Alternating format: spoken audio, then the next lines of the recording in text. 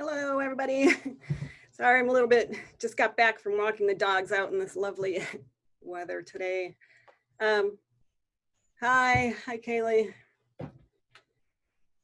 So, as usual, at the beginning of class, does anybody have anything that you would like to share, either from the text discussions or sharing your screen? And it doesn't have to be the current assignment. It can be any assignment or anything that you have questions about that you have found in Photoshop that you either like or that's a problem. It can be, something that you feel good about, working out yourself in Photoshop. But any questions that you have or work that you want to share. And I haven't checked the text discussions. Let me just look to see. No, so it's not there. So if you have something that you want to share, let me know if it's in your portfolio, your final portfolio folder, or if you just want to share screen, and we'll wait a couple of minutes. If not, I have some videos to look at. We're going to go through the next assignment, which you can actually combine the current assignment number 7 that I just put up with the last assignment. You can use your one-word meme for this assignment if you prefer to do that. Okay, let me just go to chat for a second. Okay, so it's fine, whatever you have. Kaylee and Liliana both have some images or an image in the final portfolio. So let's start with Kaylee's. Okay. So for which assignment is this for? It's the one word. Great, okay. Yeah. So basically I just thought of like, what you would see online, like what people would use for like a reaction image. Okay. But I just hand drew something and threw some text on it. Okay, I think that's it's fine. funny, but all right, let's look at it. Yeah, I'm glad that you hand drew it. You don't have to do everything with photos in Photoshop. Let me just go to share screen.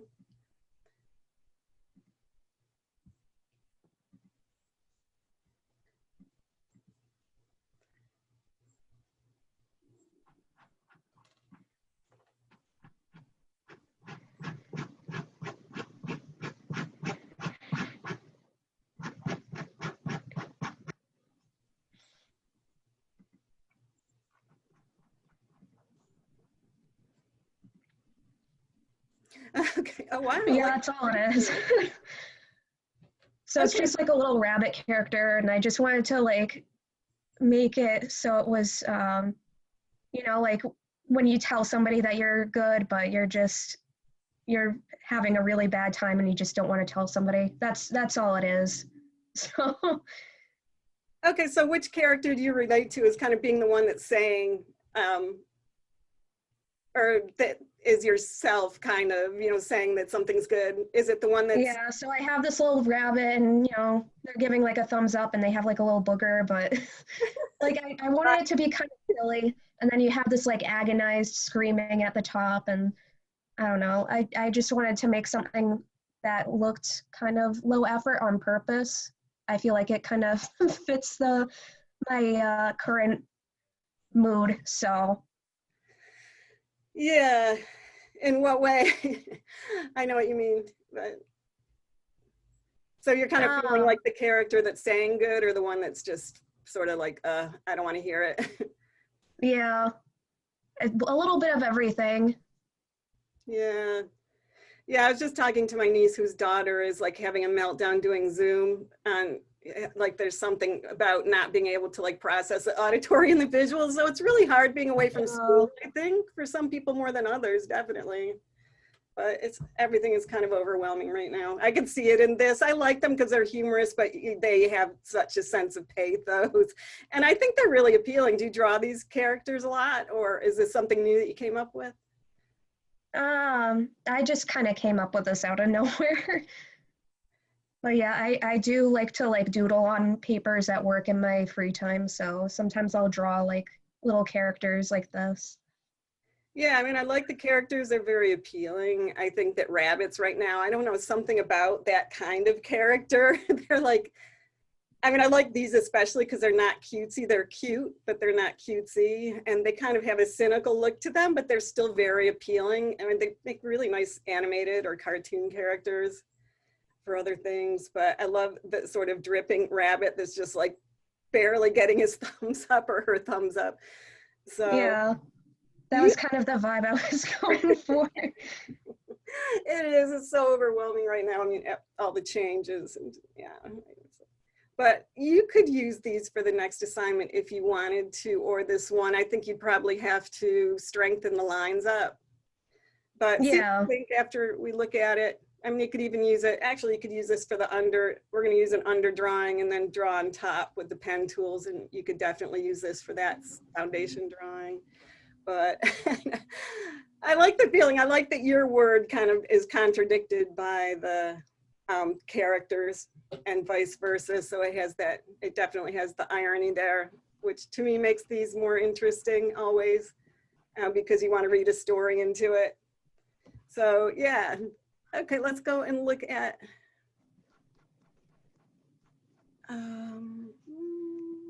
Liliana's.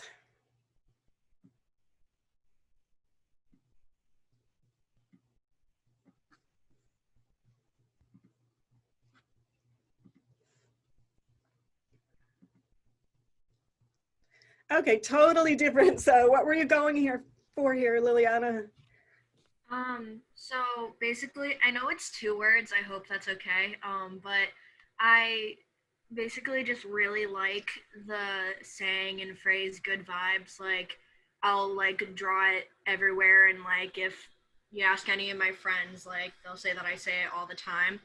And I just really wanted to like portray like a very calm and like happy like vibe basically to the photo, and where I found the beach photo with like the pastel kind of colors, I wanted the words to kind of like flow in like with the like beach like setting, and like I found out how to like warp the words, and so I made them into like a wave to kind of go along with the beach setting, and then also the tie-dye within the words also to me personally like just helps like exude like the good vibes from it. Yeah, how did you make the curve and the good vibes? I forget. I think I just went on to the text, like I typed out good vibes directly on Photoshop. And then when I was like just messing around with it, I found out that you can change like the way that the words are laid out. And there was one option that um made it like kind of swerve within the center, and you can like change the direction of the swerve, and so and the intensity of it also. So I just messed Right. around with that until I got it to a place that I liked it. And I Yeah, also chose the font to be kind of like 70s, like what you see on like typical like vintage like 70s like wording on like clothing or in like advertisements or something. I chose something similar to that. yeah, it does have that feeling. It definitely does. I mean, especially the wave that you put in it, but the font itself does look like that with those sharp little pointy ends that are really exaggerated. And I'm glad that you used that tool. I think that's probably the bend tool. Yeah, there's that little T that has kind of the curved symbol underneath in the options for your text tool. And that's, you know, you can get the bend in it that way. So does that sound familiar? Or? I think so. I did it a while ago, so Yeah. I'd have to like go and look. There's other ways to do it too. But Yeah. yeah, I like that. I add so much to it because I think, you know, it's a funky text or typeface, but if it was straight on, it would look more formal to the point that it might not fit your beach scene. But yeah, bending it that way with the waves adds to the message. It just, you know, Yeah, unlike the other what we, what, I feel like bending the words and warping them also gave it more of a relaxed feel as opposed to just like straight across, like more rigid. it really does. Yeah. If it lined up with the horizon line, it would kind of split your image too, right on that third, so it would almost separate, I think, between the two. And this, for some reason, just because it reflects the wave a little bit in the bottom maybe, and just, you know, suggests waves because it looks like one unites it with the image below with the surfers. So that was a really good choice. I like the way that you dropped the, did you use the paste into to get the tie-dye in there? Yeah, I did use that. Right. Yeah, it looks really good. I mean, there's a little pixelization, but because it's tie-dye, it doesn't matter. I mean, maybe it's because it was a lower resolution, but it looks like fabric. So it doesn't, you know, that doesn't really become an issue. It's just, adds to the... So for the background of it, I tried adding noise to it to kind of give it more of a vintage feel also, but then for the wording itself in the tie-dye, I tried to decrease the noise, so that might have ended up with like a pixely feel on it.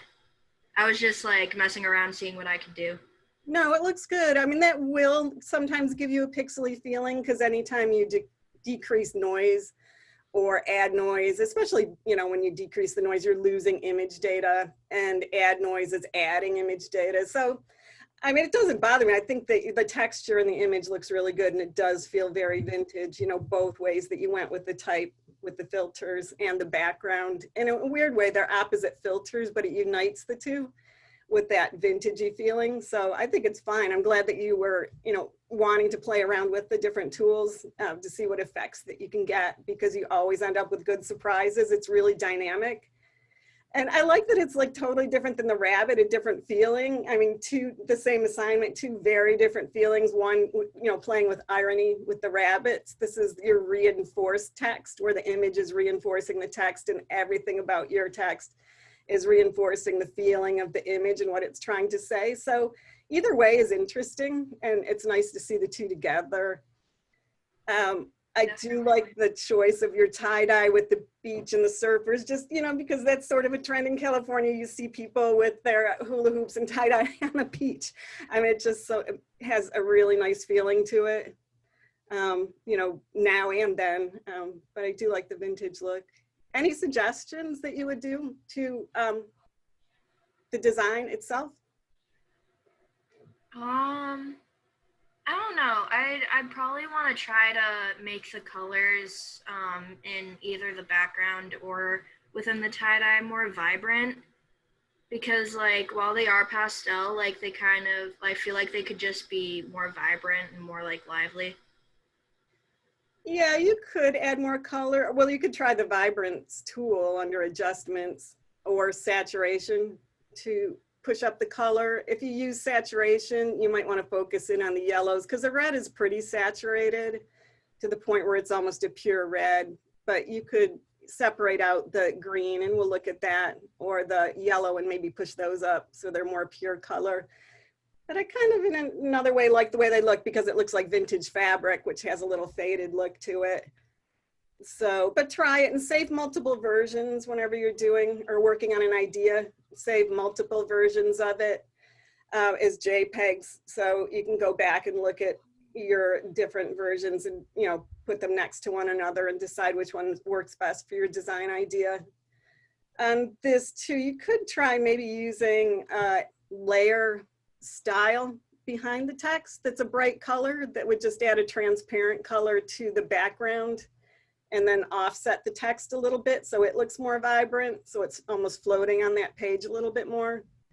Because there's a few places where the color looks like it unites, like right down here underneath the eye, which is okay, but if you want to have less of that in here on the S with the background color and have that pushed forward, using a layer style would help.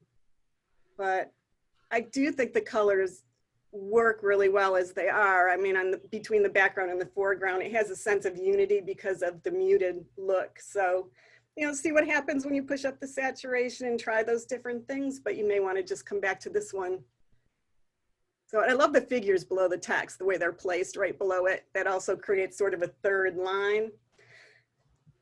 So you have three design elements that are kind of have a wave shape between the surfers and the two different words. And that unites as three rather than having an even number. Design-wise, odd numbers tend to be better.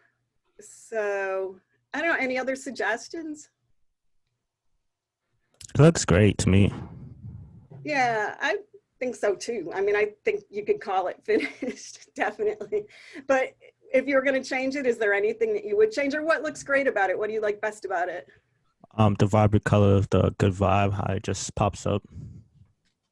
Yeah, it's really, really nice. And I mean, I do like that it looks like tie-dye. I mean, it really has a fabric-y feeling. It doesn't look like tie-dyed applied, you know, to kind of make the text look like it. It looks like the real thing, like it's been cut out. And I think that's really nice. Yeah, I think that you could use this too. It's okay to use good vibes.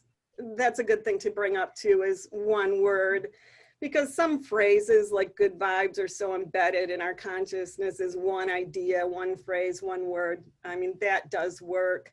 That kind of meme or that kind of phrase that's so familiar that the two words have to go together, but it's one idea. You can certainly use that as, you know, your one word. But I like the way the sky is placed, kind of with the top, the birds kind of just going up into the negative space of the blue, so it's not just more design up there. I think that really works well to kind of cut the image in thirds too, right here and here between the horizon. And then you have your good vibes sort of sandwiched in with the brighter colors in the middle third. That's very nice. You could crop it down, but I don't think it would work as well. So, I mean, it feels very complete and well thought out. Thank you. Yeah. Any other suggestions, or does anybody else have something you want to share that's on Blackboard that we can pull up? Yeah, I would like to share something. Okay, do you want to share your screen, or do you want to have me upload it in Blackboard? I'll share my screen. Okay, so I'm going to stop this share and we'll wait. Okay, there we go. Let me make sure that screen share is on. Whoops. Yep, okay. All right, so anytime you're ready, you can go ahead. Okay, cool. You guys can see it, right? Mm-hmm. Yeah. Wow.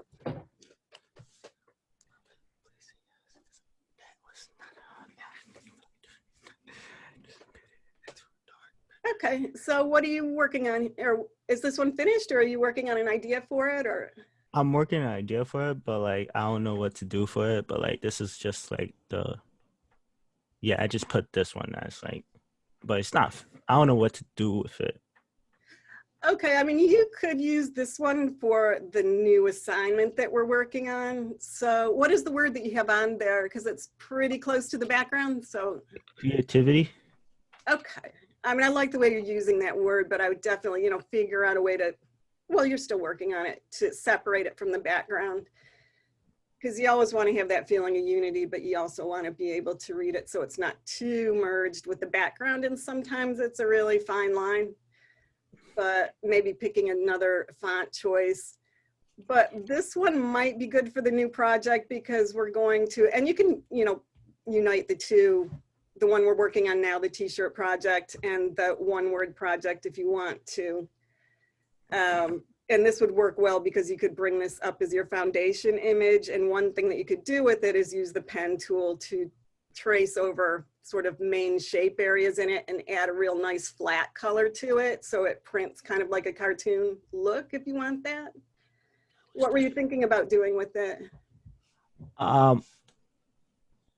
Actually, I don't know. I just put it together and just like hope something was gonna come up into mind. I had no idea. Okay, well, I mean, keep working with it. Well, Liliana suggests using a drop shadow to make the word pop forward, and that would definitely help right there, a dark drop shadow. Or you could use outer glow with a light color, and that would put sort of a, you know, a white shine around it that would separate it out from the background characters. I think either one would work. Or, you know, reposition the type. Or you could add some filters to the background. Were you thinking about adding color to it, or did you want to keep it in the black and white realm? I would like to add filters in the background. Okay, so you can add texture filters. You know, it will stay black and white unless you manually add color to it. So you could add color to it with transparent paintbrush, you know, on another layer over the top of it, and sort of color it like an old photo where you kind of put transparent ink over the photo to add sort of a gentle color. That ends up looking very gentle. Or you could use a more opaque brush and darken it up and make it look really sharp.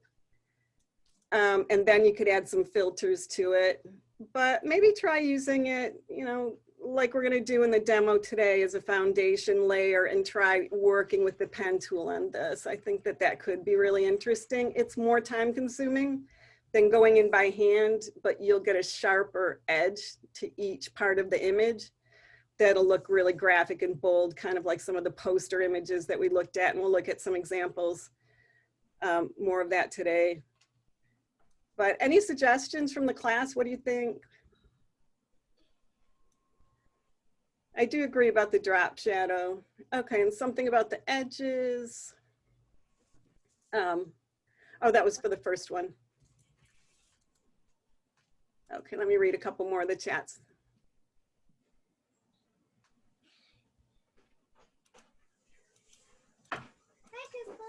Yeah, I think the text just needs to take a dominant space, and you have a really complicated image, so you may need to pull back on the image or find a new place for the text to work it in.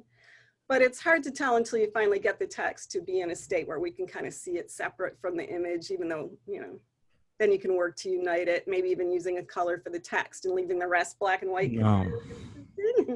You don't want to do that? Oh, no, I was talking to my Okay. little sister, sorry. Oh, okay, sorry. Yeah, that might work too. I mean, it's a really nice image. I like the feeling of the notebook, like keeping that way when he's leaping off the notebook, and the other side sort of being pencil and one side being, you know, coming more alive as pen and ink. And then having it come off the notebook altogether is really, really interesting. And I like the hand coming in from the bottom as a new element. That's very cool. So there's just a lot to it, and there's so much you could do with it. Or again, you know, you could leave it black and white so it looks like a spontaneous notebook drawing like this, and then just really focus on the text. And, you know, maybe change the color up, separate it a little bit from the background, and figure out how you're going to work it in. Also the text too. I mean, I would try some different fonts or typefaces for this. Just, I mean, that looks like a very formal typeface. You might want to look at some of the chunkier ones, or the ones that look more like script, that will match the tone of your graphic a little bit more. Or, you know, if you look at some visual books, maybe you'll get some ideas for the type of text that you want. And clearly you do if you have, you know, these characters. So maybe look at the text there. And even some 3D text could be really interesting with this. So there's a lot of ways you can go, but I really like where you're starting with it. So I look forward to seeing what you're going to do with it. Thank you. Okay, any other comments? Okay, so I'm going to end the screen share, and we'll go back out and see if anybody has anything else you want to share.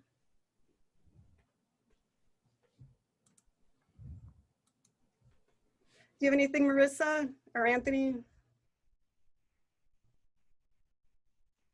Okay. All right. I currently don't. Okay. Sorry. The only reason because is like I just got some PC parts now, so I'm gonna be able to catch up. So. Good. Okay, great. Yeah, I think, you know, having another couple of weeks to do this, and you can merge the two assignments if you want, that should give us enough time for everybody to get caught up, I'm hoping. And then we'll do a video project. It may be a group project, or it's going to be simplified, that you're going to, you know, work mainly with your camera and then Photoshop rather than going out to another program. And even today, we're going to talk about vector graphics and using the pen tool in Photoshop, but we're not going to use the Illustrator program. If you want to use Illustrator for this, if you already have it, you are certainly welcome to do that. And I have a printout in your readings, a PDF that you can read about how to convert a Photoshop paths and from a drawing into Illustrator, and you can work with it there, or you can just do this assignment in Illustrator if you've already used it, but you don't have to, because I don't want you to have to download more programs. We can, you know, get a good feeling for the vector graphic style by using Photoshop, even though they're not going to be true vector graphics. We're going to try to print on fabric. It should be easy. You'll create the design based on the specifications from a printing company, and then we'll send them out. You can email me your image, and then I'll just send them all out in mass to the printing company, because that way our lab fees will cover it. And then I will send you your printed shirt.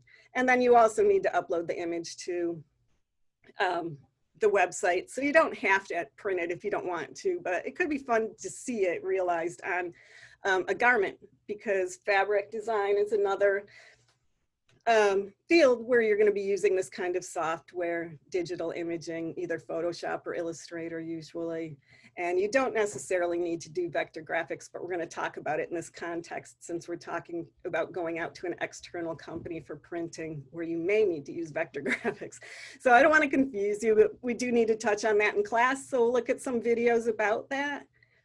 And I'll show you the assignment, and then I have a demo in Photoshop, and we're going to look at some new tools that you can practice with some automated shapes. So you can get nice, bright, flat colors that print really well, rather than a photographic kind of bitmapped look to your image.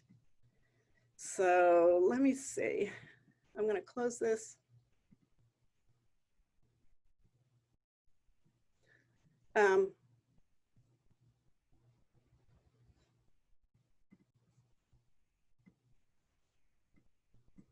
Okay, I'm just going to go back and share the screen to go to Blackboard for a minute, and then I have your videos there.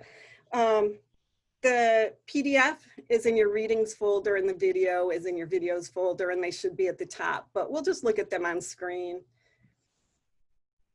So I'm going to go through the assignment first. So I took the old assignment, the one-word one. If you haven't worked on it yet, you can still find that in past assignments. As usual, I'll always put them down here to archive them. So if you're still working on a project, you can go back and read the instructions here, and they're all listed. And then the current assignment is creating a personal design for fabric, in this case, a t-shirt.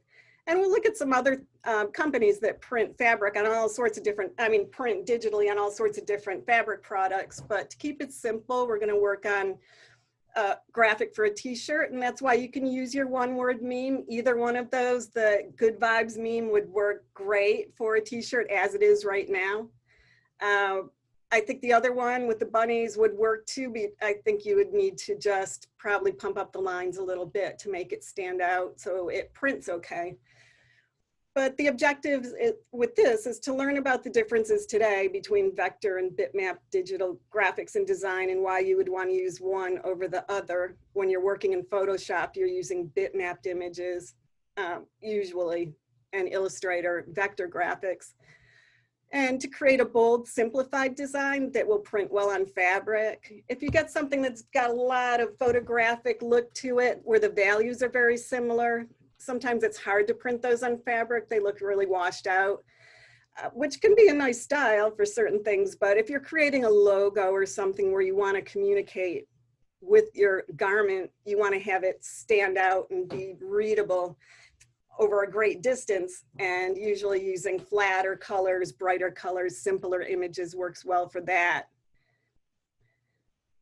And we're going to look at the automated shape tools in Photoshop, which can be vectors if you want them to be, but will look like them even if they don't. If you don't save an image file that's a vector graphic, which we won't be doing for this, we're going to save as JPEGs because that's what the print company wants.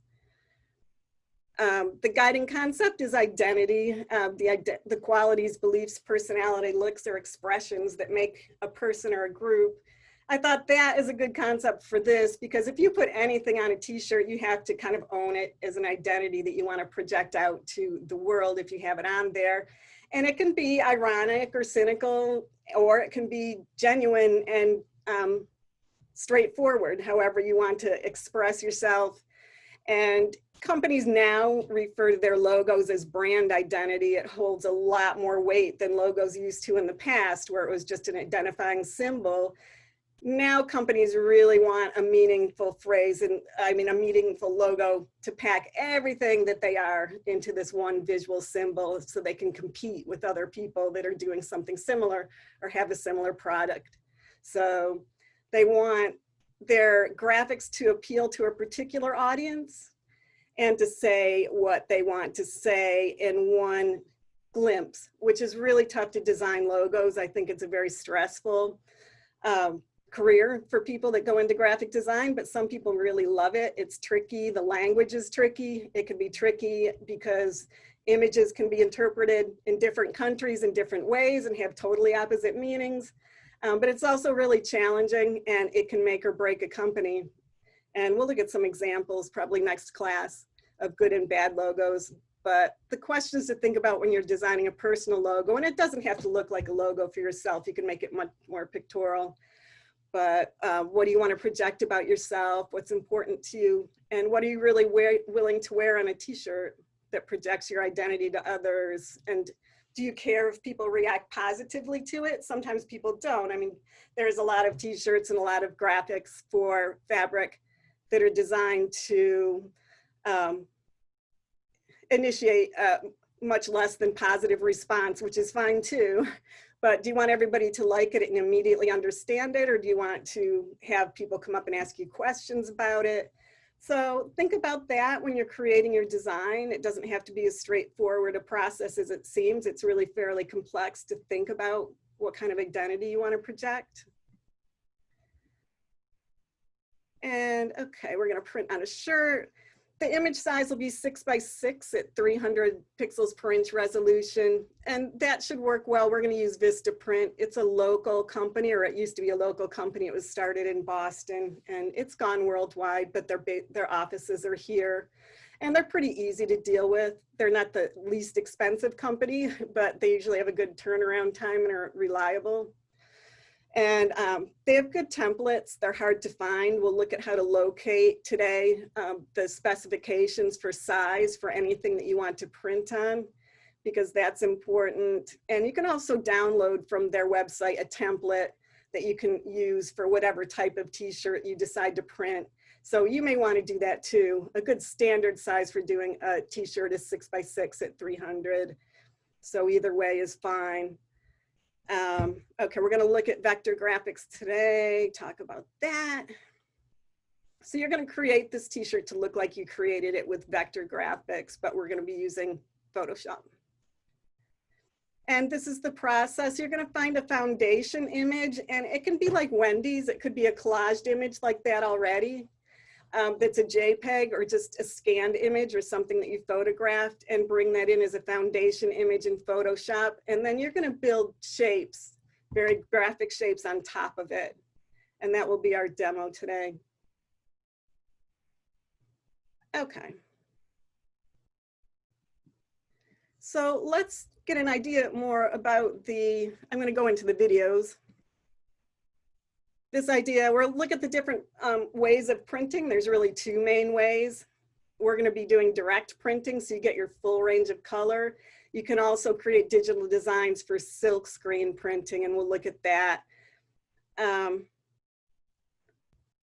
But first, we're going to look at the difference between vector and bitmapped graphics, because that's really important if you decide to go into graphic design. If you go into graphic design 1 in Bridgewater, you'll be using Illustrator probably exclusively, with also InDesign. And in that way, you'll be creating vector graphics. And the reason why people want to use those is because they're much more scalable. You can create a nice small image as a vector and expand it up to be, you know, billboard size, and you're not going to lose image quality. It won't become pixelated or grainy. So that's what this short video is about.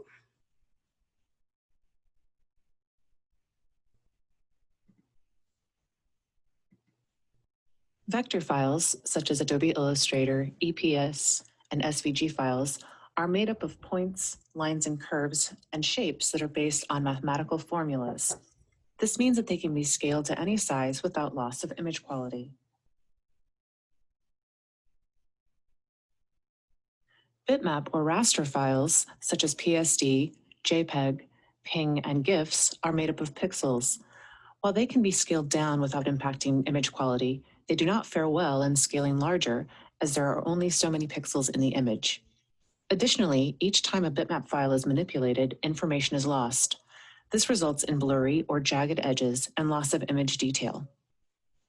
It is important to note that it is possible to embed a bitmap file inside of a vector file format, such as Adobe Illustrator or EPS.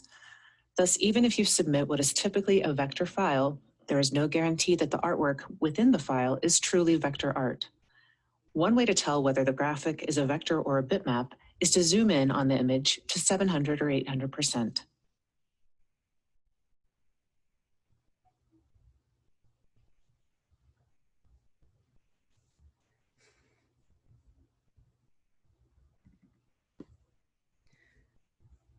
Okay, so we're going to look at another video about this too because it's important.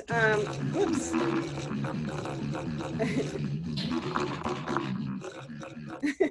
I love Vimeo. So let me go back here. Whoops. Like that graphic that we just looked at, what we're going to be doing in Photoshop is like the second example that she had there. You can create a pathway, which is a line or around your image, like that flower shape she had there. But when she zoomed in on it, you could see that it's still very bitmapped and pixelated looking, almost like that, the look of the tie-dye material had that look. And that's usually because you've manipulated something a lot, shrunk it down, expanded it as a bitmap, and it starts to lose image data and gets grainy. Or if you zoom in, that's how it would look if you tried to take a small image and printed it very large from Photoshop. So when we work in Photoshop, we have combined, just like she talked about, those embedded vector graphics with embedded bitmapped. The color is still bitmapped. The outside line, the pathway for the image, is a vector. So if you send that Photoshop file off as a vector, the color will be pixelated. And that's hard to understand, but that's why people work with Illustrator, because it's exclusively, unless you tell it otherwise, you're working with vector graphics. But for what we're doing, and most printers give you a predetermined JPEG or TIFF that they want. They don't ask for that vector graphic, but some will. And more commonly, that's with a silkscreen process. I've had them ask for, they want that vector graphic. You can always convert a Photoshop image into a vector graphic. It's all is not lost if you create something and then later on want to make it a full vector, because you can convert it and bring it into Illustrator. So let's go to this next short video just to clarify that a little bit more. And this is CorelDRAW, which is a lot like Photoshop. One thing you find out when you start using a lot of these graphics apps is that they're all very similar in some ways. So if you learn one, you learn other ones quicker as you go along. Different companies use different ones, usually Photoshop, but sometimes they use this CorelDRAW. You may have heard the terms vector and bitmap graphics, but what do they actually mean? What is the difference between them? And most importantly, why is it necessary for you to even know the difference? For this demonstration, we have Lesson 5 file open. The graphic on the left is a vector. Vectors are made up of lines and shapes generated from mathematical descriptions that determine their position, length, and size. Whereas bitmaps, like the image on the right, consist of small squares of color called pixels. Bitmap images are sometimes referred to as raster images. Vector graphics are ideal for things like logos and illustrations because they are not dependent on pixels. They are called resolution-independent objects, which means that you can make them as big or as small as you like and they will never pixelate, so you'll never lose quality or detail.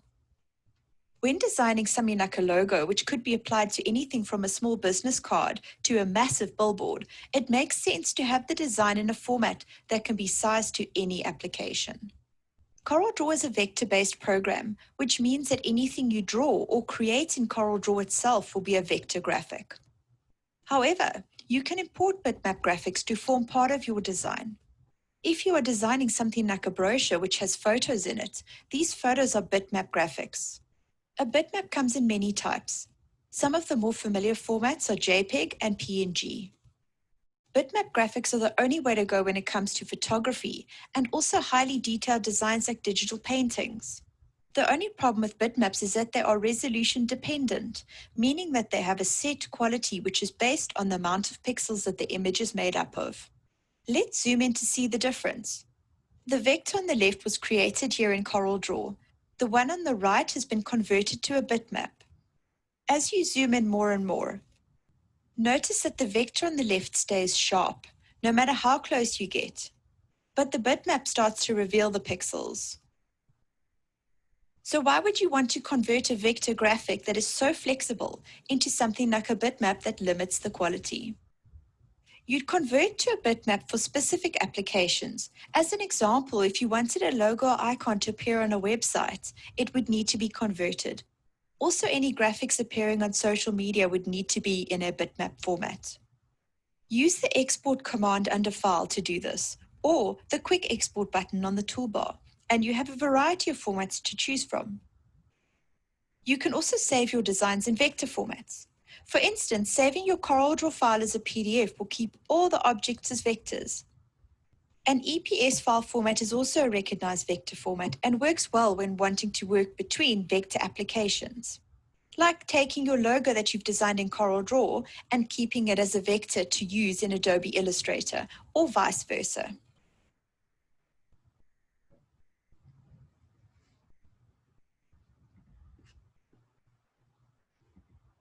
Okay, I like that one. I think that's a helpful example video because she talks about resolution independent graphics.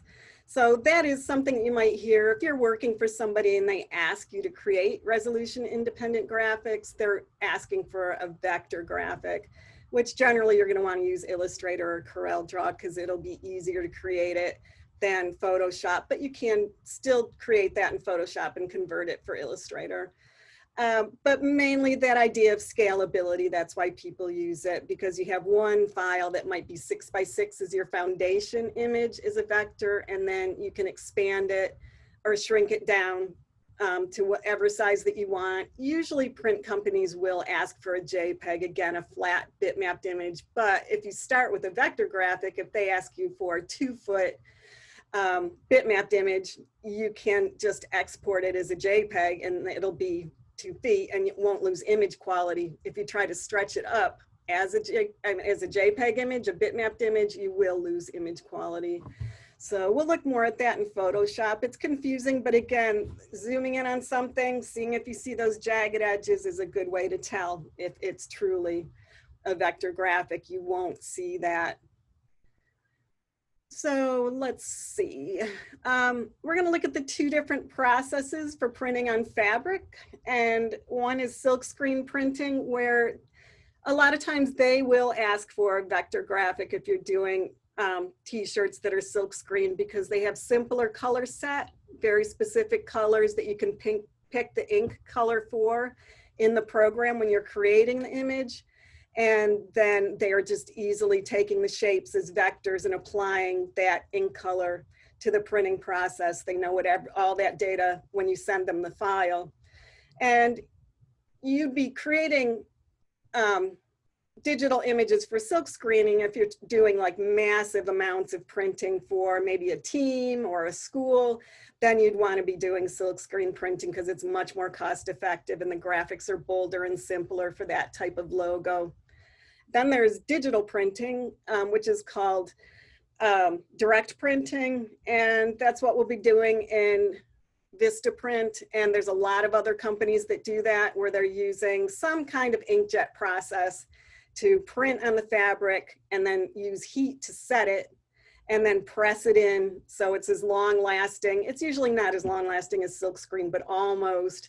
And that's for doing sort of more complex graphics on fabric. We'll look at a couple of companies that do very complex printing processes on fabric that is like all over printing rather than a single logo. And it's more expensive generally per piece. So smaller runs or specialty things or fashion designers that are designing a whole bolt of fabric will use direct printing. So here's the Silkscreen, a company that's doing silkscreen graphics. And I really like this person's graphics. They're just simple and bold, but really interesting. But it gives you an idea of what vector graphics look like. And I think he's from Washington State. And you can kind of get that feeling. Always been a very creative person. I've basically just been drawing and painting since I was a kid, and then really got into graphic design as I got older. I mean, it's pretty much the only thing I've ever been able to be passionate about.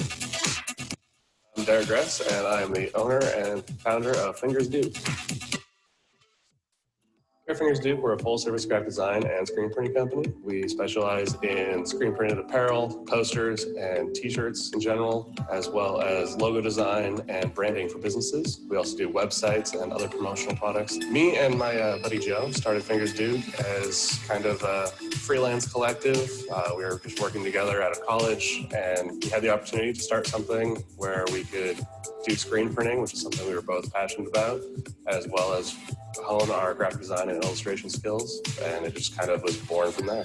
We set up shop here in Bremerton because in a lot of ways it actually reminds me a lot of home. I'm from Renton. I mean, it seemed like a pretty good area, pretty chill for working, and really supports local art and local business. We like to work with local artists as much as possible. We take submissions from local artists to make awesome t-shirts and do small runs of production. Artists get a cutback of the profits from those shirts. Originally, we opened our workspace as our studio. It's a nice big open basement. We've got all our screen printing equipment down here. Just nice for letting us be creative and do whatever we want. We then moved on to opening a retail store in the Kitsap Mall, where we feature not only our own products, but also as many other local companies, local clothing lines, and local jewelry makers as we can. Our hopes for the business here in Bremerton and the surrounding area is just to support local arts, as well as other local companies, helping create logos for local businesses, as well as taking care of whatever other needs they have.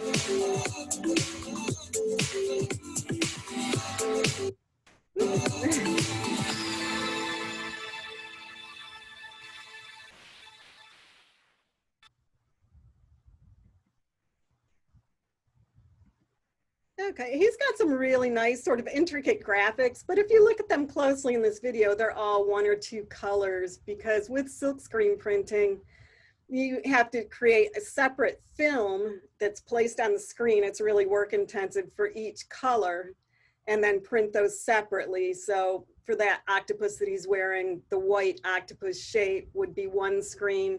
The black outlines would be another screen.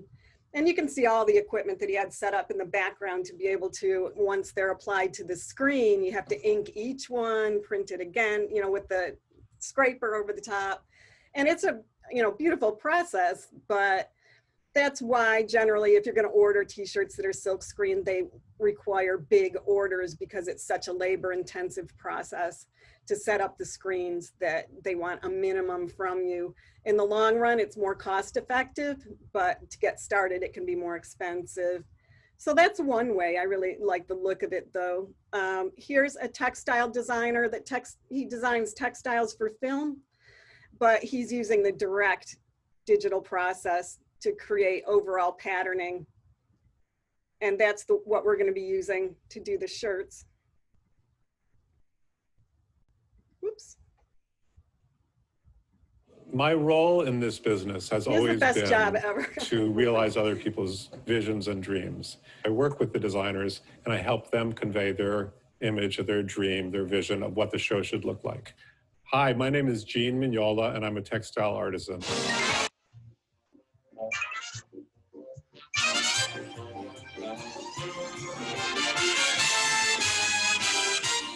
So a textile artisan is a pretty broad category, and I work with people that specifically hand paint dyes, pigments on fabric. There's silkscreen printing on fabric and digital printing on fabric. Those are the areas of my expertise that I've chosen to concentrate on. I've been printing fabric for 30 years. although I had a basic training in textile design and textile printing, I really learned on the job as an assistant to costume designers, as a dyer in a costume shop. That's where I really honed my skills. In the early days, all your work was done by hand with pen and ink on paper or on film, and you'd figure out repeats by making one copy, then drawing another copy, putting them next to each other. The process was pretty tedious. 20 years ago, I started working with a computer to start drawing the images in a computer program. And from those images, we were able to put on top of a screen that had a photo emulsion on it, and the image is engraved on that film. The silk screening really is a screen stretched on a frame with a image engraved into it, and we're pushing color through that screen onto a piece of fabric. Each screen represents a color in a print. So if there are 8 colors in a print, there are 8 screens. It's a lot of labor to produce those screens, to make the films, to engrave those screens. Screens are very expensive to produce. 10, 12 years ago, I started getting an inkling about digital printing on fabric, which bypasses screens. And with the digital process, the printer is actually mixing colors for you. So you could have 100 colors in a print, 1,000 colors in a print. One file is created. Instead of separating that out into 8 different files and make 8 different screens, you keep it together and the printer does the mixing of the colors to create the pattern. Sounds easy, not so easy. There's still a lot of hard work. There's still a lot of thinking and sampling and manipulation, but it's a new process that I'm enjoying. This is a digital printer that's printing with pigment on a fabric. It's a linen that's used in costumes for the Bacchae at the Public Theater. In working with the costume designer for this show, Kay Voice, she created these watercolor boards of images, which I then scanned. We also created another pattern using the same elements in the background, so that there wasn't just these solid images, there was sort of some flowing color in the background. And she settled on this, which would work for all the characters. Often there's a designer who has very specific purpose in mind for a fabric to evoke a character or a period of fashion. And with my skills, I'm able to create a fabric that fits that bill. So this is an example of a sample that I printed for Jane Greenwood for a production of Present Laughter that's opening on Broadway soon with Victor Garber. We came up with a print, this circular motif, based on a photograph of Noel Coward wearing a silk bathrobe. We printed it actually on a silk that already has a little bit of a jacquard pattern woven into it, which gives the color a little more depth when it's printed. It's a very simple print, but very specific to the period of the show, made for an actor currently on Broadway. In first grade, I had a teacher named Miss Mandel, and she gave us an art project in class where we had silk screens, and we cut paper stencils and used tempera paint and printed little images on paper. A light bulb went off in my head at that point. I thought that was sort of a magical process. Also, as a child, my family would go every year to Radio City Music Hall to watch the Christmas Spectacular and movie. And I just thought that the things that happened on that stage were incredible and magical and really inspired me to want to work in the theater someday.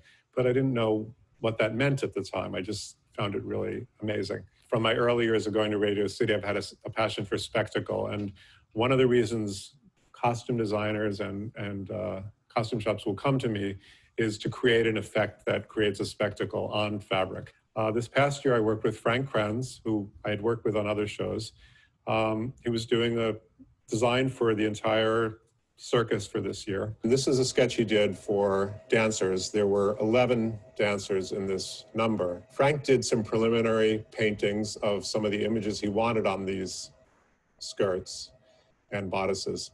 And then in the costume shop, Eric Winterling hired a painter to paint on paper in scale to the costume, the images that Frank had done studies for. Then I took those images, scanned them, color manipulated them, and ultimately printed that image onto fabric, a polyester fabric, for production of these 11 garments. I love this job because it's a different challenge every day, and I guess I have a short attention span, so I love to be able to go from project to project and create things that I enjoy working on, and I love seeing the finished results. I love to see those things on stage, and I'm happy sometimes that all the hard work is paid off.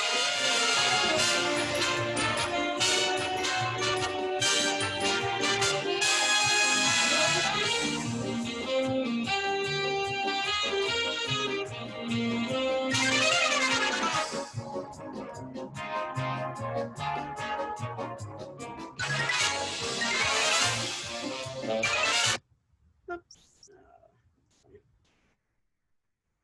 Okay. Okay, so those are the two different processes, and we're going to be using that direct print process where there's somebody with a huge inkjet press printing the full color spectrum for you, so you don't have to specify separate colors, individual colors like you do with the silk screen process. You can also do your own inkjet printing. They sell fabric at Staples, I mean, not fabric, printing paper at Staples or Office Max, where you can do a small inkjet print and then iron it onto t-shirts. And I've done that for small runs for fundraisers and things, but they tend to not wash very well or last long. It's good practice for sort of proofing something. Maybe you want to spend money to send to a company for a bigger run, but until that technology improves a little bit, I wouldn't probably do that to sell to people, just because I worry about them washing the design out. If you get it done commercially, it's going to stay like a regular fabric print. So let's see. I'm going to go to your readings folder. And here's where I put the making vector graphics in Photoshop and Illustrator overview PDF.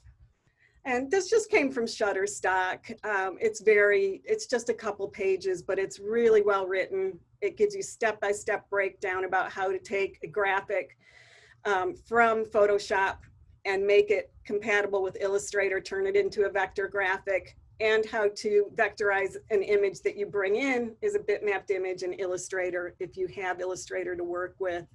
So that's there in readings. And then companies that print digital designs, I just put 3 of my favorite on fabric. We're going to be working with Vistaprint. So if you click on this first one, it'll take you to their website, and you can see all the products that they print with digital files. We're going to be doing clothing and bags, premium t-shirts, because the basic ones just don't wash very well. And there's men's and women's t-shirts. You can choose what size and what type you want. I suggest you can choose whatever color you want to print on. They have some white printing on darks, but I have not had good luck with that yet. You can try it. I usually pick, light color or white. And the one thing I don't like about this program is that if you pick a shirt that you want and it says start designing, and then it has a lot of different choices that you can make. Do you want full color, single color? And it'll give you the according price. But there's really no place where it gives you a template that shows you exactly what size to be working on. It's just kind of confusing in this program to find it. I just found it by accident after a lot of frustration. I should have just called them way at the bottom of their screen. If you go to our products, then it has a list of all their products. I believe that's where it is, and it'll give you the sizes. Nope, let's go back down there again.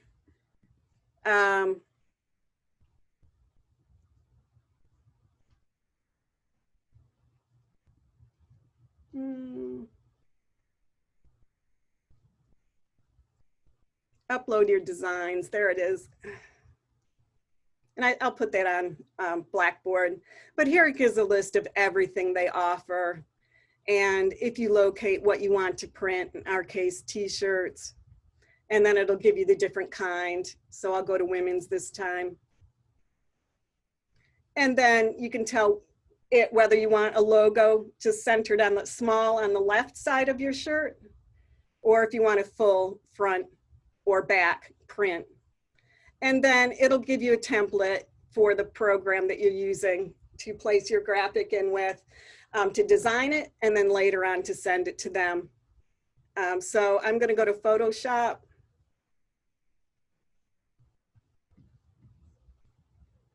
Oops, and I think it did download. Yeah. Try one time. Okay. And it did put a template as a Photoshop document into my downloads folder. And that's what we'll use for the demo today. So we're sure to get the right size. So that's Vistaprint. You know, other than that sort of lack of visibility in terms of their sizing, it's a really nice, easy company to work with. And they're always there if you call them. Contrato is a company that prints. Vistaprint, again, if you look at it, things are pretty basic, straightforward, especially for clothing. Direct print in one of two formats, either in the corner of a t-shirt or on the front, in this area of the shirt, the chest area. And that's about what they do. This company, Contrato company, does a lot of different types of printing. You can do multiple repeats of one image and really get into designing your clothes. It takes a lot more practice and it's more expensive, but you can start a business with this company. And I've just started working with them a little bit for fabrics. But if you look at, let me see if I still had, nope, I think they took it out of my cart. I was just playing around with the design on there, and they'll hold it for a couple of days until you commit to it and pay for it, but I don't think it's there. But let's see. They have all sorts of different clothing, not just t-shirts, and you can get really, really intricate with the way that you print. You can do separate printing on different panels of a piece of clothing. And when we go into Photoshop, I think I did a screen grab of the design so you can see it. But instead of just specifying that you want one print sitting sort of in the center of a piece of a garment, you can tell it what you want on the sleeves, how you want it to repeat, what you want in the different structural parts of the garment, the front and the back, separate. And it's really an interesting process. And they also have all sorts of other things that they print. They even print on leather.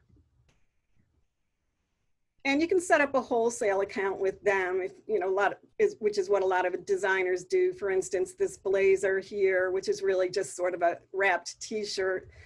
If you don't have an account with them, is $49 for the basic print, and then you'd have to up the price considerably to sell it to somebody. So there's not a good price margin there, but if you sign up for their wholesale program, you can get a pretty good price margin. And another company like that is Spoonflower, and they're really designed to print designs over and over again on bolts of fabric that designers can order and sew. And you can also sell your designs here, but they've lately added other different things that you can print onto and order, comforter covers. And these are some artist designs already on there. And when they look complex, but when you zoom in on them, they're really pretty simple, repeating patterns from Photoshop or Illustrator. And they're very reasonably priced for a custom print. So you can design something here, order one for yourself, and then you can put your work up for sale on here, which is nice. And then they'll send you whatever somebody spends over the amount that you designate you want as the price for it. But you can also order and design wallpaper and all sorts of stuff. I get a kick out of some of their designs. They have the Golden Girls wallpaper. This is a classic sort of Illustrator looking print. A very simple design, colors, simple edges, really graphic, really bold. I don't know if anybody would want that hanging in their room, but I love the print, I think. And for a roll that's 2 feet by 12 feet, it's $72 for the print retail, and which is pretty reasonable. And this is another company you can sign up for a wholesale account with, and sort of half the price of that if you're ordering as a designer. Anyway, but we're going with they're all there on Blackboard. We're gonna go with Vistaprint for a simple design on the front of a t-shirt. And you can use your one-word meme for this if you'd like. Just make sure it's sized correctly, and I'll check everything before I send it out. And you don't have to do the shirt print, but do the design with that in mind, that you're designing for a piece of fabric.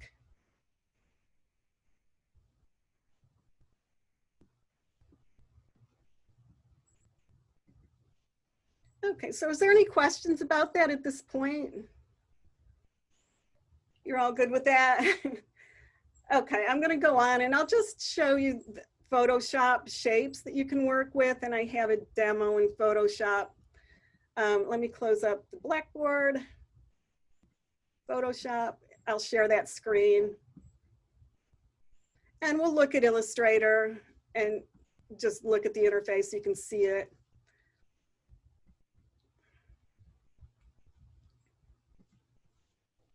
After we do this. So does anybody have Illustrator here? Do you want to work with it directly?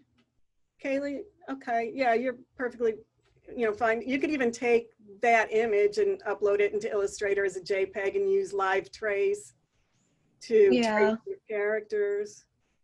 Is that the, Okay. I mean, try it, see how they come out. And then, you could thicken up the lines that way. It'll be much easier than going back over it with Photoshop.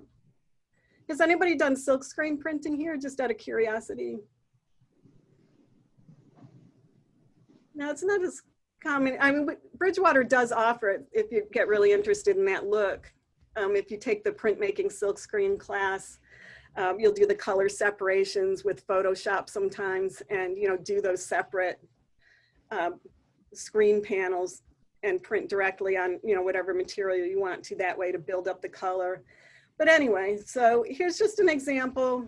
This has so many layers to it. When I'm working this way, I do a lot of funky prints for fundraisers for people that have animal rescue. This is for my friend Ruthie, she has a animal rescue organization called CARE. She does fundraisers constantly, 5K runs and things like that. And she sells the shirts, and she'll print on the back all the different runners and stuff. So usually it's some dog that's featured that was tough to adopt and that they finally found a home for. And I just like to make really bright, sort of bold things for that. So this has lots and lots and lots of layers to it, even though the image itself is pretty simple. So what you're going to do for this, and it doesn't have to be this complex, even though the shapes themselves are simple, is find a background image that you want to work with. So I'm going to turn off these layers just so you can see what the different parts are. This is just direct brush drawing for some of the details, and here's that without it. These are shapes that are just automatically generated in Photoshop. I did not draw those by hand. Hello? Hi. Oh, sorry. Did you have a question?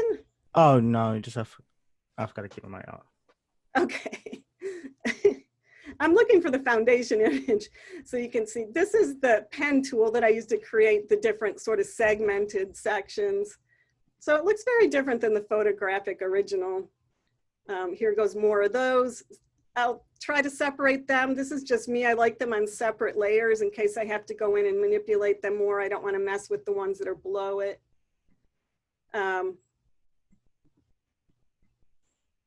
That was just a halo with a filter on it. Okay, so here was the original dog image. It looked like this. Trying to print this, it's very bitmapped. If I zoom in on it, this is a bitmapped graphic. It's really grainy, it's a poor image. And I just found that online for the demo. And trying to print that on a t-shirt directly would look awful. And a lot of it, the detail would disappear because this white is so close to the background of the shirt. I just wanted something that looked really like an Illustrator image, something funky and bolder.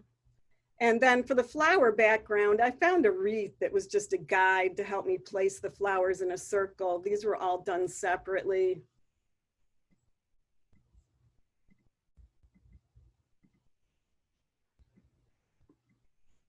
So the foundation image together was kind of like this. So I'm going to turn off the dog image for a second and come back to that. And here is the wreath image that is just a guide. I don't want that there. It's just these funky sort of felt leaves that or wreath shapes that somebody cut out. But I just wanted it as a guide to place the circular shapes. I mean, the circle of shapes that are flowers on top of it.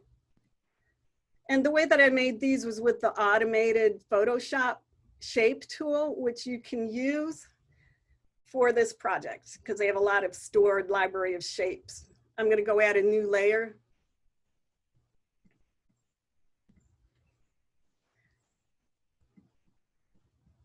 And then come over to the side. I'm going to actually, I have a hard time with this being full color. I'm just using it as an example. You can make that less opaque. It's just a guide for your foundation layer. And now you can see the other, the shapes that I added to it separately on top of that.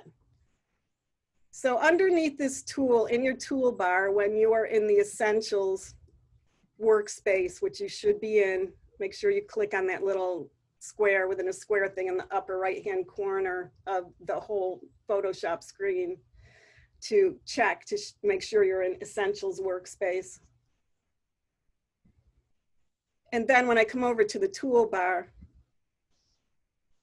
there's this little blob shape underneath the, kind of near the text tool.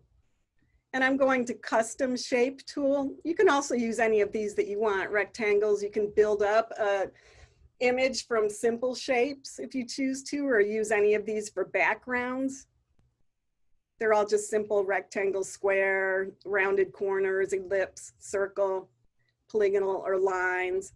But I'm going down to the custom shape tool because I wanted to create this fairly quickly and get more complex shapes that would take a long time for me to draw by hand, these flowers. And then up in your option menu, there's another menu way over to the right that says shape. If you click on that, you should see a bunch of shapes from your shape library there in Photoshop. And if you've just downloaded Photoshop, they should have this full library of flowers. I don't know how they choose these topics, boats, animals, and you can order more of these, or you can find these sometimes to upload to Photoshop online. And trees, and if you go over to this little settings tool, if there's more shapes, you can import the shapes if you have any on your Photoshop program. I pulled everything that I have on this one by importing them to this menu here.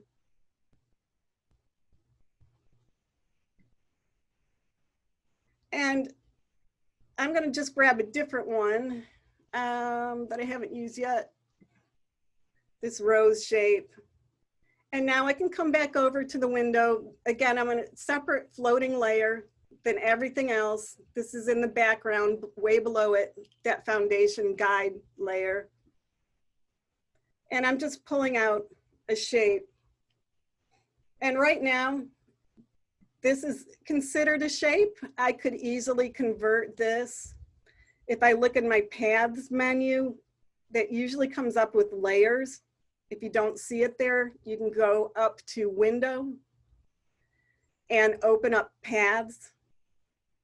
And you'll see that menu. It usually comes up with your layers and your channels menu as a cluster because they work together for a lot of applications. But when I'm looking at this shape, it's got blue indicator lines around it that are apparent now as a shape in the paths menu. This is considered a vector outline. So I could take this and I could export this here to Illustrator, and I can build up a whole lot more shapes before I go and export all of them as paths. But to do that, if I finish this image, I would go up, and I wanted to do that to File. And then I would go to, let's see. Let me go back over here.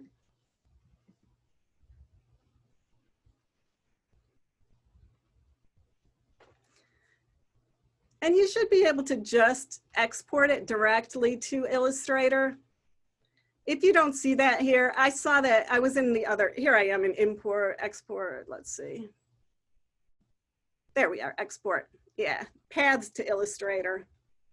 Just click there, and you can tell it which paths. You can do each layer, path layer separately, or if you have a whole bunch of shapes that you just drew, you can take them all and export them to Illustrator here.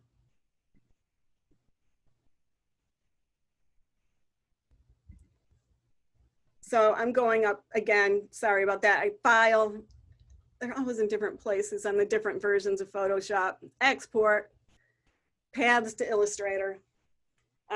We'll create an AI file that you can open up in Illustrator, and you'll have the paths there. You won't have the color, because if I click off this and go to make a new shape, I can get rid of those, the outline. But if I zoom in on that rose now, whoops.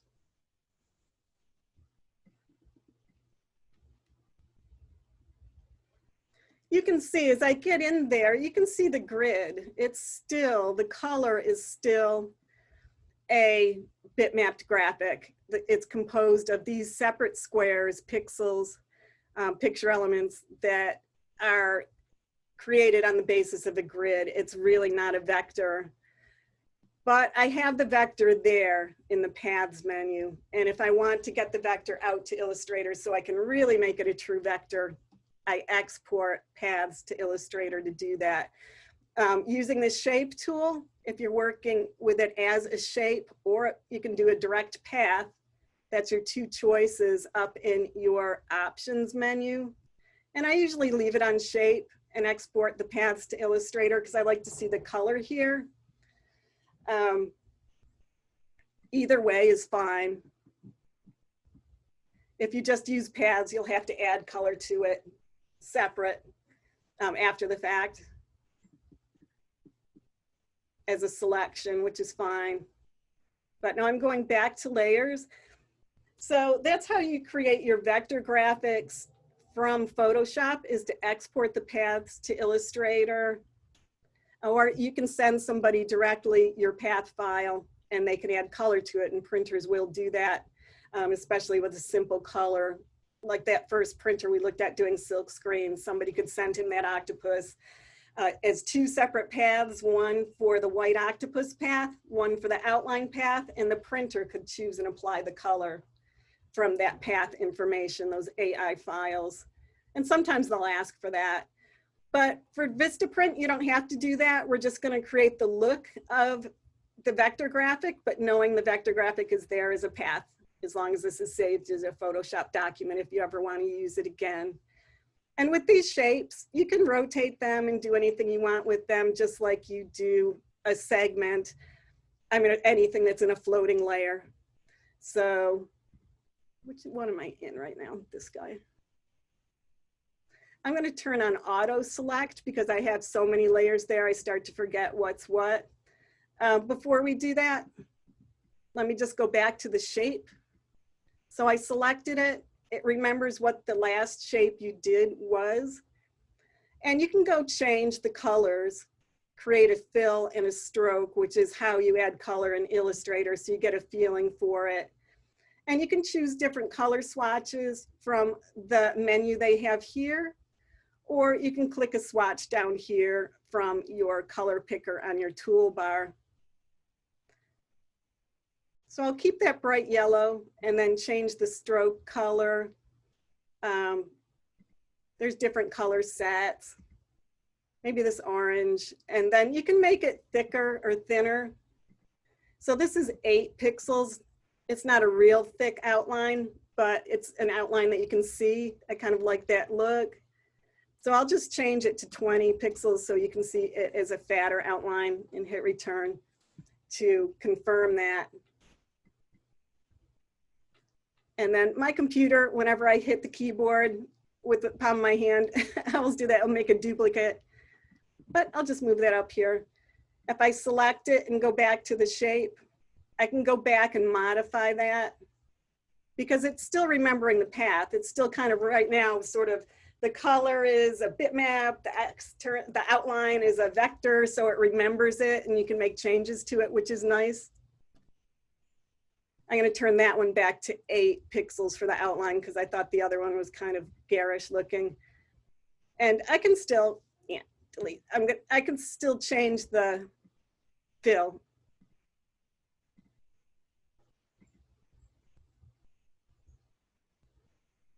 Because it's still a separate layer, it's still considered a shape.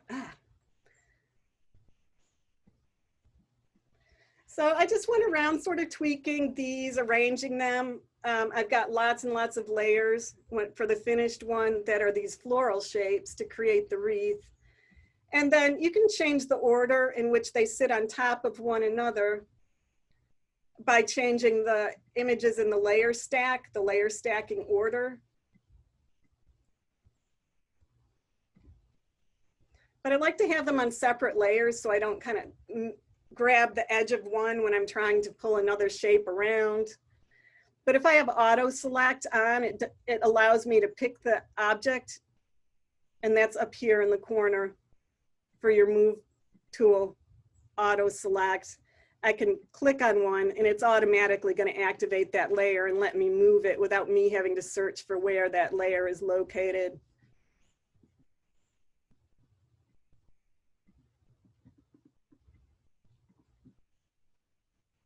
Yeah, I don't want those two together. And the tricky thing about that is that sometimes you'll pick up a layer that you don't want to move, but then you can just click off of that.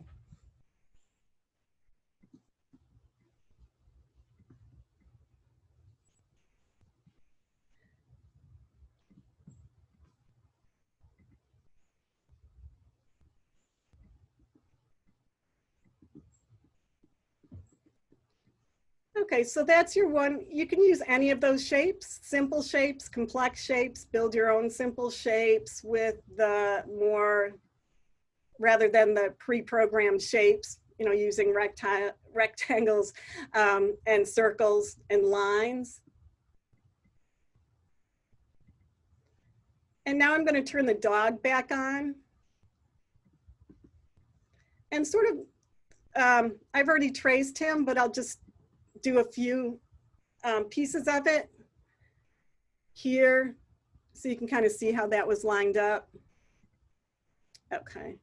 The first thing I want to do is get rid of this background white because it's blocking the image below it, and I kind of want to see how it's relating to that at this point.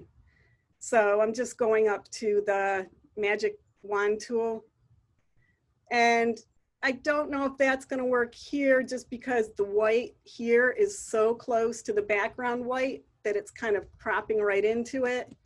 So I'm going to try the object selection tool.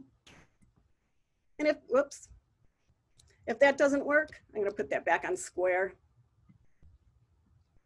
Up here.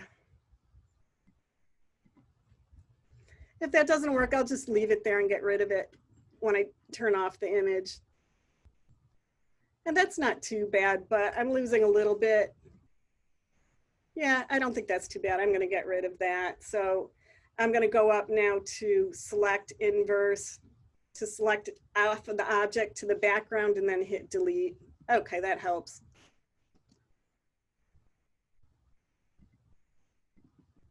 And just kind of move the dog generally where I want it to be. Once I finish tracing over all of it, then I'll move the flowers back on top of it just by switching the order of the layers. But just to show how to use the pen tool in Photoshop. And if you've used Illustrator before, you've used tools similar to pen tool or the pen tool. They work pretty much the same in both programs. And that's underneath your dodge and burn if you're in Essentials and above your text tool. So you have the freeform pen tool that allows you to draw around shapes in an object and gives you a fairly smooth outline, which is really nice about it. You know, if you're drawing with a pen or a paintbrush, you get a jaggy line. This gives you a nice smooth line.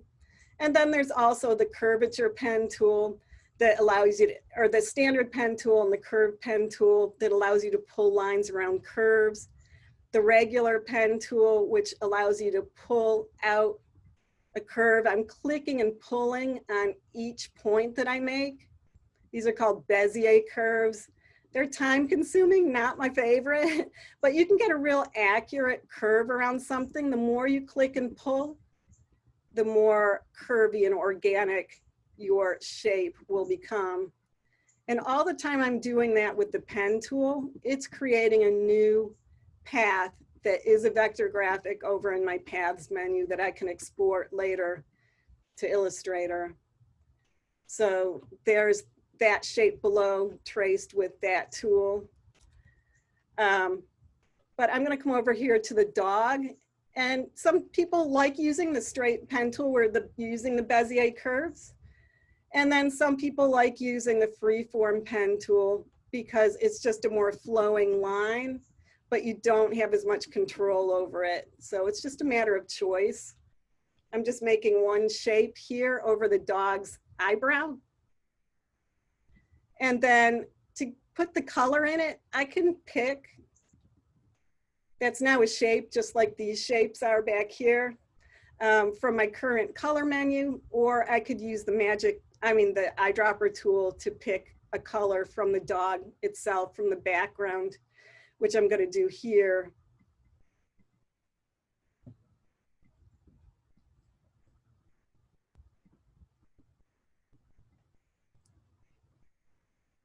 Oops, let me make a new layer.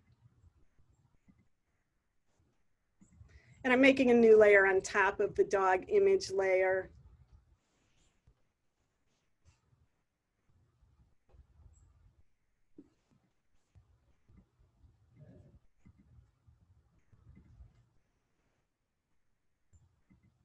Whoops. I forgot to convert it into a, sorry about that, into a selection.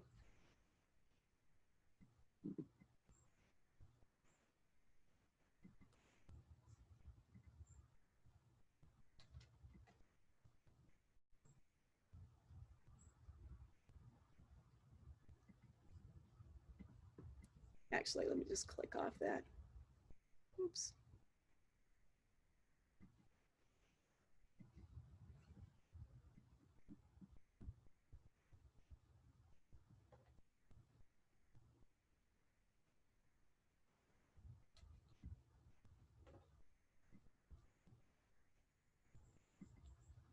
Okay.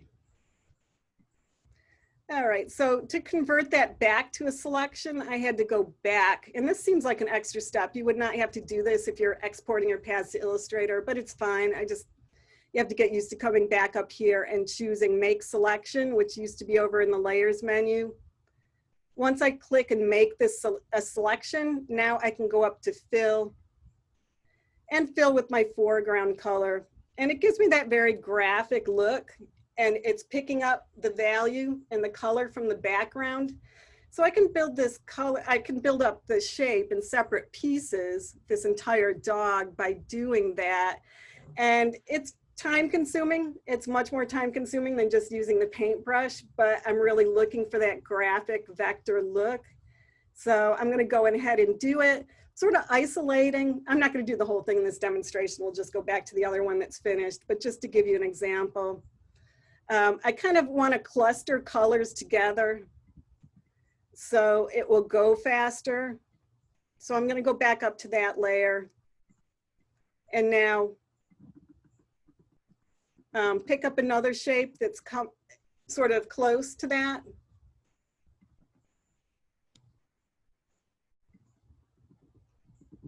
And I'm leaving a gap between them. I don't want to intersect the shapes. I want them to stay separate so I can add separate colors later if I want to.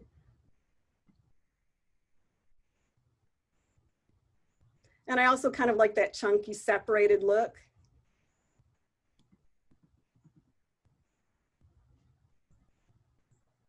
Oops. And if I don't like, while this is still in Pen Tool, if I don't like a line that I've made, I can pull it around.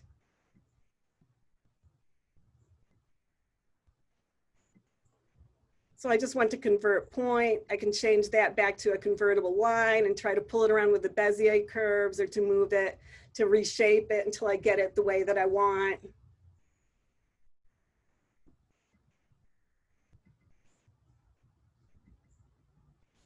And then I'm going to have to go back and select each one and change it back into a selection up here. And then I can go to fill, and everything that I like that gray color for, I can go back up to fill. Let me get back to this one.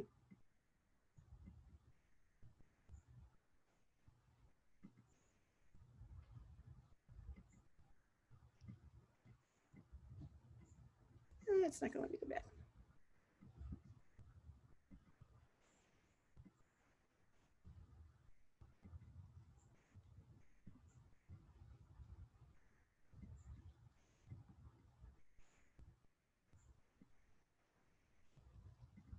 Nah, it's gonna, let's see. I'm gonna go back to shape and draw these in as shapes. Whoops.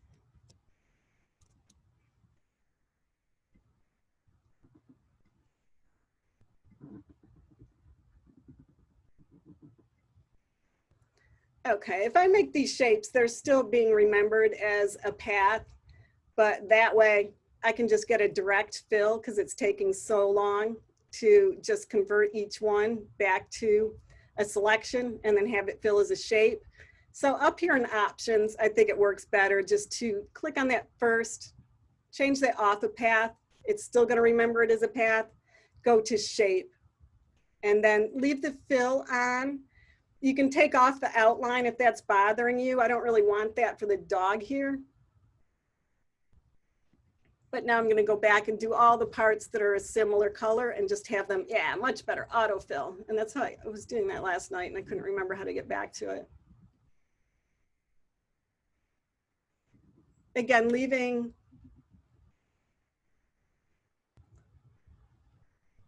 the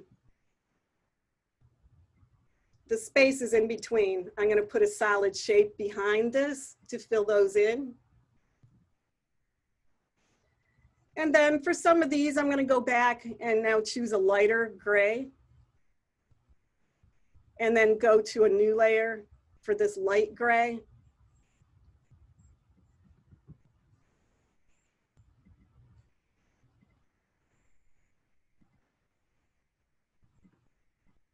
Okay.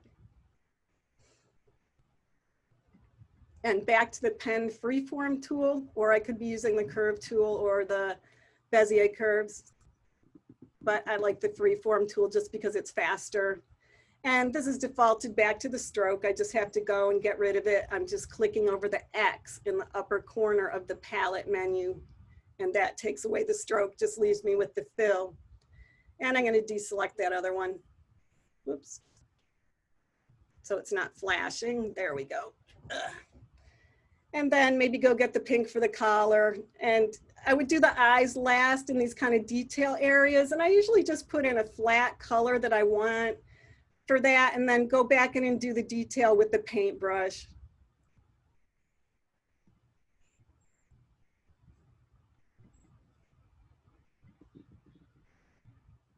Because trying to pick up all those tiny circles and everything in the middle of there, whoops. Back to brown, would take a really long time and be frustrating to do as separate shapes, but if you kind of layer them up, it tends to work better.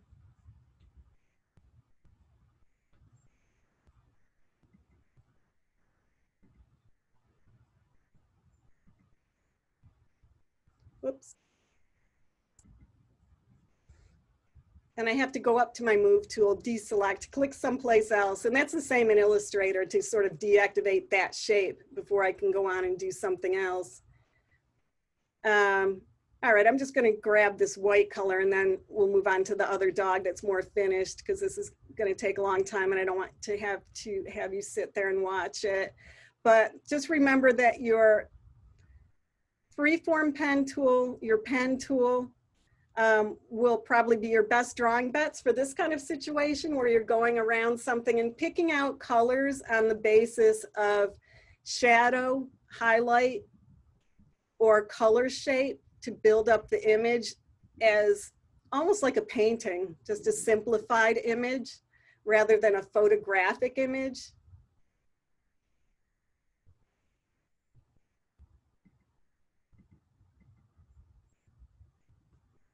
And actually, this is a pretty good color here.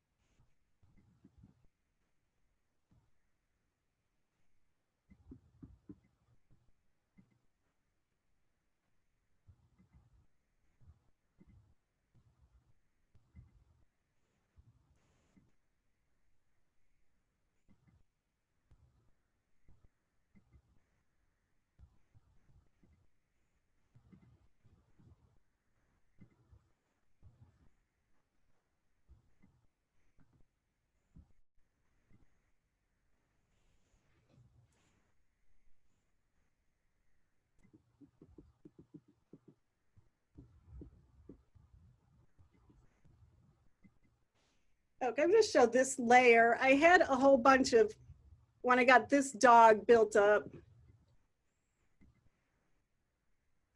the blank spaces obviously are really distracting. So let me turn off the new one.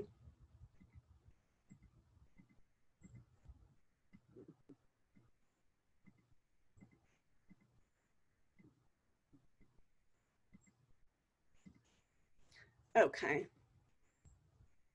And I still have the guide underneath, which at this point, there's enough there.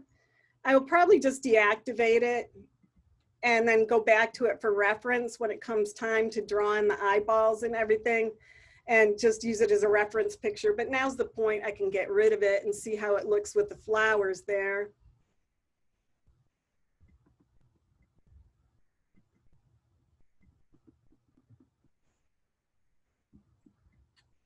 And I really don't like the spaces. I want something to fill it behind the different spaces. It's kind of a neutral color. So I just drew around the edge one big shape that kind of suited the outline of the dog, or you could use the photograph itself and just select the object and get an outline shape of the object that way, and then just filled it with this blue to kind of sit behind it and to make it look more like a solid object rather than a transparent pieces with all those flowers showing through. And it doesn't have any detail, that was all added later, but at this point, I kind of wanted to figure out how the arrangement of the flowers would work with the dog. I wanted it to look like it was kind of popping out of there.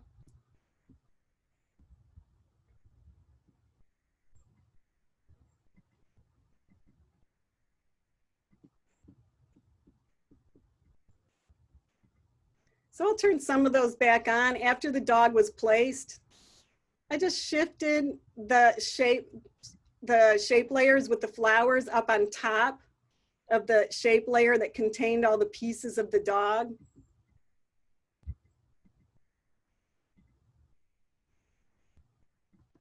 And again, if you're on auto select, you can just move these around till they kind of get to a point that you'd like them. And because the dog still looked like it was kind of just merging and becoming combined with the flowers because the colors were so close, I just went around with the paintbrush tool and created kind of a dark outline around it with this blue to use as an offset. And I don't want to use a drop shadow here because I really don't want like a feathery looking photographic bitmapped image. I want it to look really crisp and graphic. like a vector graphic. So I just painted a plain outline around it. And then to make it look more grainy, rather than doing that by hand, I just went up to filters and then went to the distort menu, yeah, and used ripple to kind of create that jagged edged look behind it. And that's what created this sort of look. So you can definitely use your filters with this type of shape, with your graphic shapes, but you don't want to use the ones that are very photographic or give you a gradient sort of wispy look to things that are more photographic. You're going for a more graphic silk screen or vector graphic look with this particular project. So a lot more little shapes were added just to bring out the detail, and these were all with the brush tool. And there was a lot of other sort of underlying shapes. And I have the original in a different file. Dots placed on the colors for just some definition and some pattern to bring that nose forward, the tongue and the chin, just not real detailed, but enough to make it look like it was the same graphic level with these outlines and sort of circles and patterns within the flowers, so it looked like a more unified image.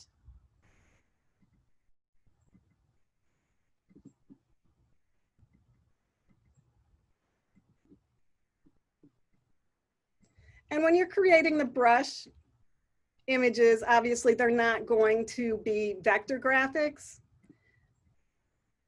And that's okay for our purposes here, but you could convert that later. You could either load this up into Illustrator and trace the whole thing there, either as a live trace or by hand, which is usually easier. I find that using the pen tool and trying to create vectors in Photoshop is a pain because even the tools can get kind of buggy, and it really tries your patience. But just trying to create a bitmapped image with this look is fine for printing to fabric because they're asking for bitmapped files anyway. It's just the clarity of the graphic that you're going for.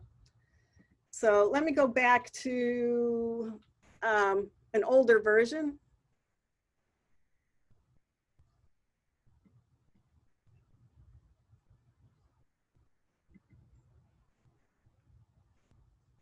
It might still be this one. Whoops. Looking for the JPEG. There it is. Okay, so that was saved as a JPEG image. And if you go up to image size here, you can see this is 7 by 7 inches at 300 pixels per inch. When I tested that on Vistaprint, it was too big. They have guidelines around the outside of the print that will show you where the cutoff point is. And if you don't respect their guidelines, you'll get a chopped look to your print when it goes to the t-shirt. Or if you're doing that for somebody commercially, you don't want, obviously, that to happen. So I'm gonna go open their template from the downloads.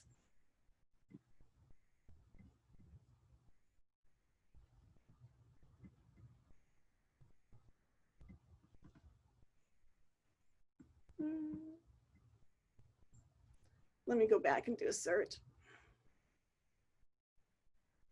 Oops.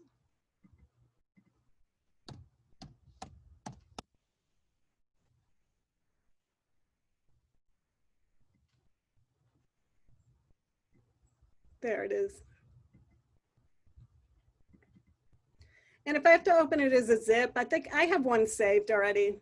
Let's see if I can find it.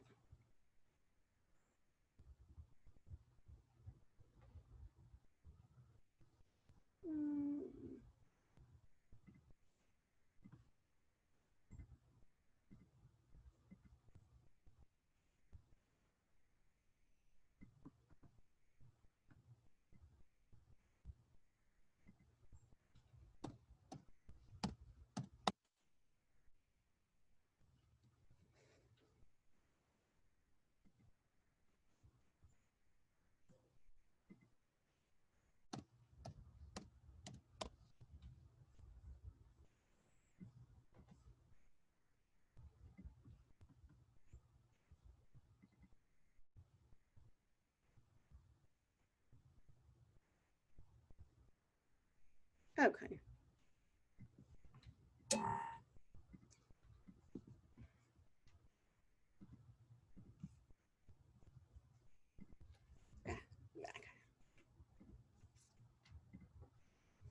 Okay, so this is what's saved on the desktop. I mean, in my downloads from Vistaprint. So what they're saying is they actually want CMYK mode, 175 dots per inch for printing is their optimum. You can use 300, and I have with them in the past, but for, I guess, their t-shirt, this works better for them. So that's fine. Either way, as long as it fits within this design area. And if you go up to image size, you can see this is 12 by 12 inches at 175 pixels per inch. If I change this to 300 without resampling it, it's going to give me my 7 by 7 inches, which either way, that as long as the dimensions are okay for width and height, that's fine.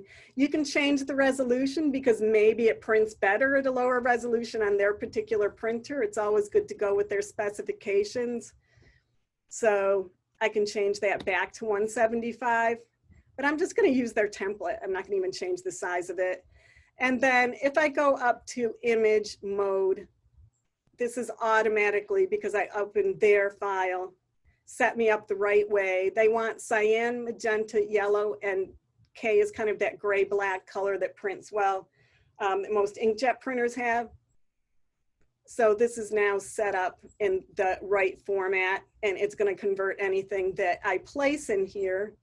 So if I go to file, so you can create your image at any size, save it as a JPEG, and then upload the Vistaprint template.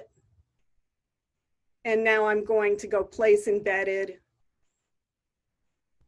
and then find the doggy image as a JPEG.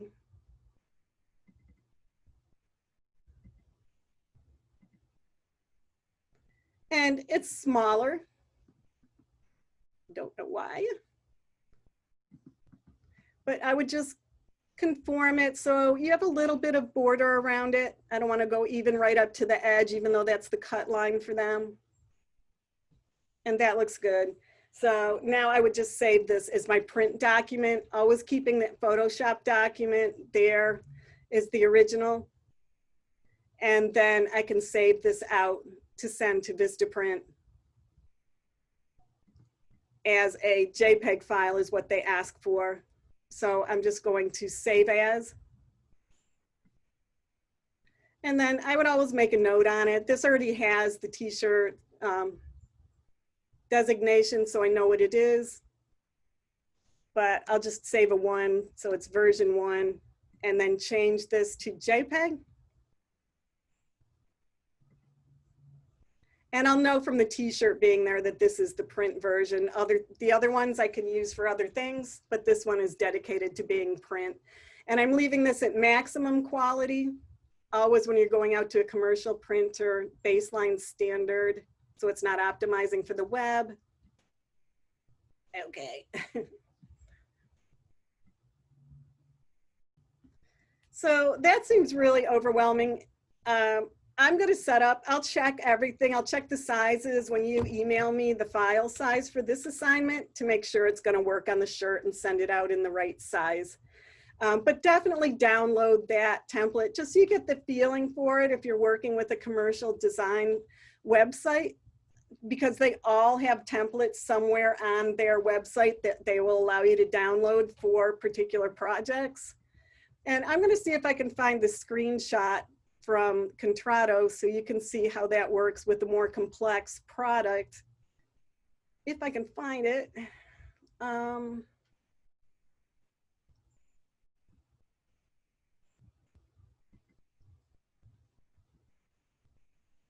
Is this it? Yeah, here it is. Okay, so here's that same dog. And this is what this website would look like. When you go to it, you can pick where you want the product placed on the back. So I just chose a single one to go on the back and on the inside. Then multiples, they'll allow you to set up and you can mirror them or you can shift them so they're kind of one up and one down next to each other, which is what I did for these side panels. And then for the sleeves, I just added one of they have a lot of saved designs that you can add to your design. And I added one of those to the sleeves. And I don't love it. I would never print this and wear it. It's kind of funny though, but I just like practicing with it. I'm still getting used to their website to do a multiple print like this. And they do a really beautiful job, but I have not printed on a multiple paneled product yet. I did do something on fabric for a scarf from something that was, here's the fabric. It comes out really nice and it was not that expensive. From a painting design, and I just used Photoshop to change it to, I have red ones, green ones, and yellow, I mean red ones, blue ones, and yellow ones. And that's how I used the computer to just change the color up. And then I did the patterning in Contrado with the way I positioned the patterns.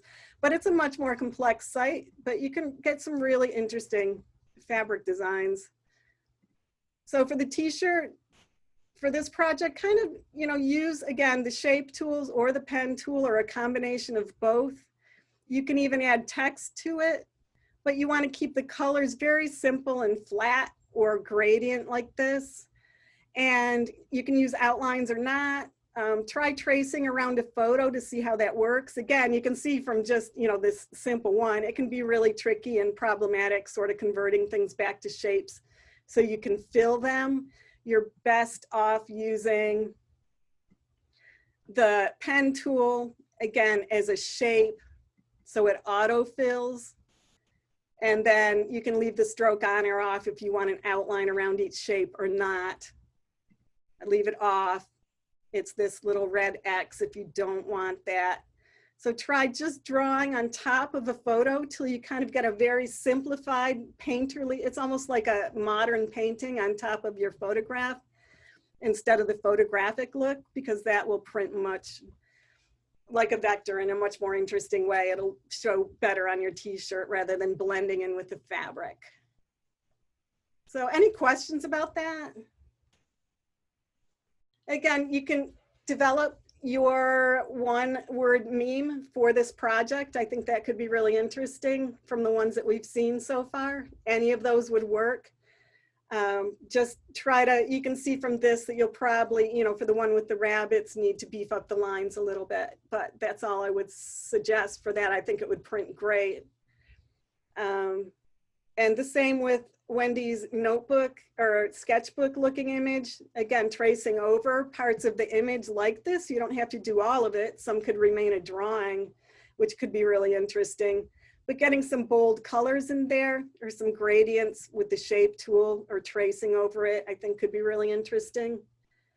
And I think the other image that we looked at with Liliana's, with the good vibes, that's ready to go. You could just make sure that you've got 7 by 7 inches and conform it to that space. I think yours is, you know, elongated. It can be smaller, but it just has to not go beyond that to print on the t-shirt. So you don't have to make it into a square oriented image. You could leave it the way it was as long as the longest side is 7 inches, and it would work fine for the t-shirt design. So any questions? If you get frustrated with the pen tool, which I do, you know, just give me an email and we can work through it, or we can set up a separate time to go through it. Just try it. If you get really aggravated with it, just use the brush set on with the hardness up at a higher, a harder edged brush rather than a soft blurry edged brush to get the same kind of graphic look. It won't be as smooth on the edges. Your pen tool smooths things out and averages the edges automatically, which is nice. But the brush tool is much more flexible and you can get a similar look. So try a combination of both. Use the brush if you feel like that's just too frustrating, and you can use the shapes. And those are easier to use, and you can build up very interesting complex shapes with your basic shapes, or use your custom shapes for this project. So I guess that is it. And I'm interested to see what you all do for this. And I'm hoping we can get the t-shirts probably back once you email them to me in about a week. So, you know, take your time with it, but we'll try to get them back, say by mid-November, or either email them to me so I can send them out by mid-November so you can get them back and I can get them sent to you by the end of the semester. So I'm going to stop the share here.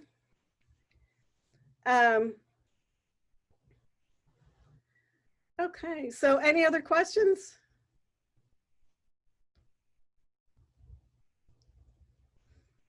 All right, so have fun with this. It should be a fun project. You can make those shapes really easily with the automated shapes and come out with something really interesting. So either way, and I will see you either next Tuesday or next Thursday. Try to get something done in progress with this so we can go back through it. And we'll go back through some other vector-based graphic ideas for the next class, and we'll practice more with these tools. So I'm going to end and have a good weekend. Thank you. Have a good one. Thanks. Bye. Thank you. Bye.